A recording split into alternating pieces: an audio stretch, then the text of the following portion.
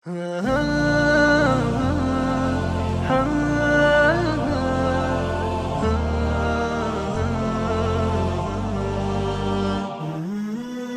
محمد صلی اللہ علیہ وسلم کے پاس صحابیات بیعت ہونے کے لیے آئی ہیں تو ان سے جو بیعت لی گئی ہے اس میں ایک یہ بھی کہ کسی پاک دامن پہ تہمت نہیں لگاؤ گی.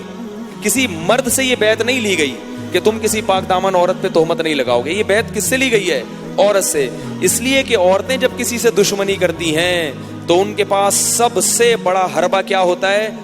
اس مرد پر تہمت لگا دینا، کیونکہ اس بات کو لوگ فوراً مان لیتے ہیں.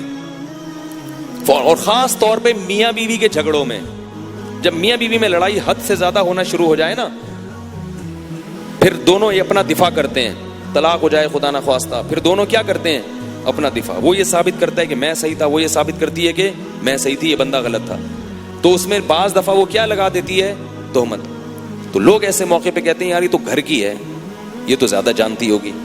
تو یہ بہت بہترین حربہ ہوتا ہے. میں یہ نہیں کہہ رہا کہ ساری تہمتیں جھوٹی ہوتی ہیں، بعض سچی بھی ہوتی ہیں، لیکن عورت کے صرف اس بیان کی وجہ سے، چاہے وہ کتنی نیک خاتون ہو، کتنی بزرگ خاتون ہو، جب تک اس تہمت پہ شہادت کا نصاب کامل نہیں ہوتا، اس تہمت کو سننا، اس کو نقل کرنا، اس پہ تبصرے کرنا، یہ کیا ہے؟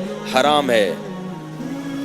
لوگ کیا کرتے ہیں چسکے لینے کے لیے وہ تہمتیں نقابے فلاں کا پتہ ہے، فلاں پہ یہ الزام لگا ہے، فلاں جو اتنا بڑا بزرگ بنا پھرتا ہے اس کی مریدنی نے یہ الزام لگایا ہے کہ یہ تو یوں ہیں، یہ تو یوں ہیں. مزے لینے کے لیے کیا کرتے ہیں لوگ؟ اس کو نقل. وہ بیچارہ بیان جب تک اپنی صفائی میں بیان دیتا ہے وہ بات کہاں سے کہاں پہنچ چکی ہوتی. پھر وہ جو تہمت لگاتا ہے وہ پہلے سے تہمت کے پورے صغرے کبرے ملاتا ہے، پوری تمہید بنا کے کہ یار اس کو کیسے بدنام کرنا ہے. اس کے لیے کچھ قرائن جمع کر لے گا اس کے لیے. اور جو بیچارہ تہمت کا دفاع کرتا ہے اس نے تو کوئی پلان کیا، وہ پینڈوؤں کی طرح بیٹھ کے بیان داغنا شروع کر دیتا ہے. او بھائی میں نے نہیں کیا، او بھائی میں نے نہیں کیا، او بھائی میں نے نہیں. تو یہ سب چیزیں سیاستیں ہمیشہ سے ہوتی چلی آ رہی ہیں. ہاں میں یہ نہیں کہہ رہا کہ جس عورت نے تہمت لگائے کسی پر تو اس کو آپ برا کہیں، آپ بولیں بھائی ہمیں اس کی حقیقت معلوم نہیں ہے، کیونکہ امکان اس کا بھی ہے کہ وہ صحیح تہمت لگا رہی ہو. لیکن عورت کو بھی شریعت کیا کہتی ہے کہ جب تک آپ کے پاس گواہ نہیں ہے آپ کسی پہ تہمت نہیں لگا سکتے. اور اگر گواہ کے بغیر عورت نے تہمت لگا دی تو شریعت کہتی ہے چوک پہ کھڑا کر کے اس عورت کو کتنے کوڑے مارو؟ 80 کوڑے.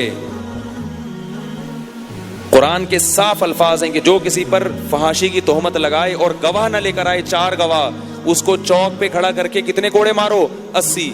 مرد اگر عورت پہ تہمت لگاتا ہے، گواہ نہیں لا سکا، اس کو کتنے کوڑے لگیں گے؟ اس کو بھی 80 لگیں گے. زنا کی سزا ہے 100 کوڑے اور تہمت لگانے کی سزا ہے 80 کوڑے. تو اس لیے شریعت میں جب تک دلائل نہ ہو، پکے ڈھکے گواہ نہ ہو، کسی پر تہمت لگانے کی اجازت نہیں.